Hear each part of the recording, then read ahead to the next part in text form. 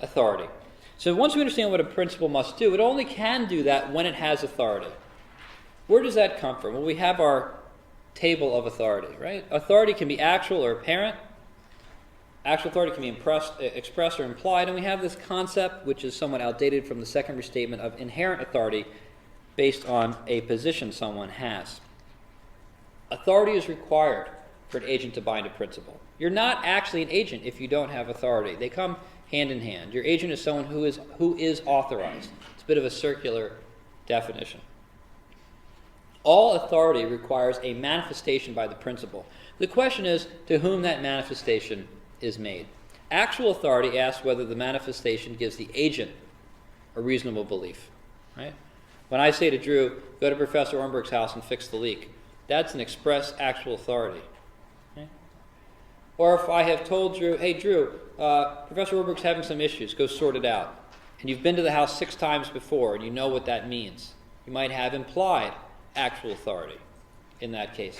The manifestation there is made to you. On the other hand, I get a call from the contractor. Hey, Professor Ornberg, I'm going to send Drew over, and he's going to go ahead and take care of that leak.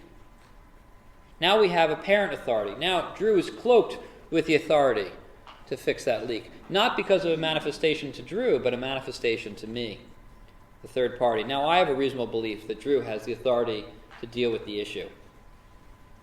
Maybe he comes over and says it'll be $800. That seems to me to be part of that authority. He's going to come over there and resolve that for you. Okay, tell me what it costs and get to work on it. And then we have inherent authority, which has become understood as a part of apparent authority, and that is where a person has authority by virtue of their title. And you can also understand this, that if you are a third person, you see someone is named project manager, right?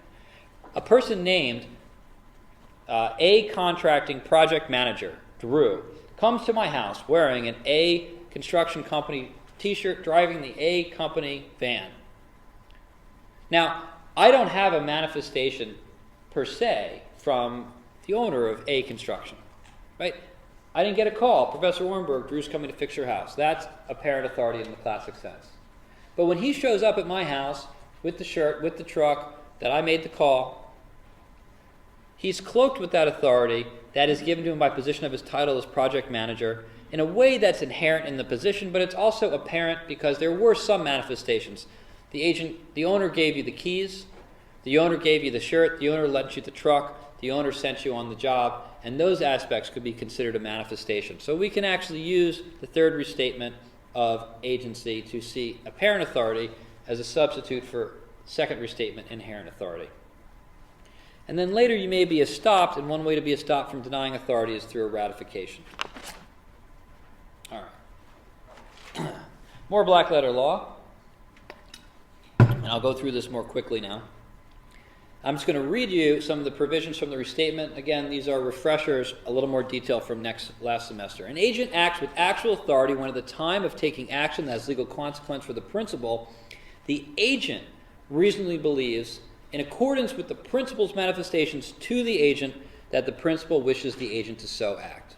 Again, actual authority, manifestation by the principal to the agent, creating a reasonable belief in the agent. Actual authority is created by the principal's manifestation to the agent that the agent should take action. Apparent authority is the power held by an agent or other actor to affect a principal's legal relation with regard to a third party, the buyer in this case, when the third party reasonably believes that the actor has authority to act. Apparent authority is created by a person's manifestations that another has authority to act, and the belief is traceable to the manifestation. Inherent authority, again, from the second restatement, is when a person has authority based on their role. The restatement third treats implied authority as an aspect of a scope of an agent's actual authority and not as a separate type of authority. So we don't have to worry about that one as much anymore. And then we can ratify a transaction. Even if there was no authority at the time a transaction was entered into or an agent made an action, we can ratify it by manifesting assent that the act shall affect the legal relations. And there's a couple details, again, for the more advanced class on the topic. Ratification cannot occur in certain instances. Only certain acts are ratifiable. We have to have capacity to ratify both at the time. So there's a couple devils in the details here. And this is good reference material for you. If you want to go deeper, you can look up those sections in the restatement. What's interesting about ratification, it sort of has this magic power of changing the past. it will go back and make the act as if it were authorized at the time the action was taken. So ratification happens today, the action happened 5 days ago. That action was therefore, by action of law, authorized 5 days ago. So it has this retroactive feature. Again, a little more advanced.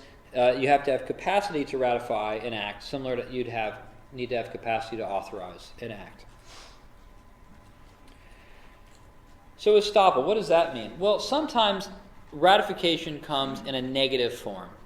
Right? So a-contracting, Professor Ormberg calls a-contracting, says, come fix my pipes.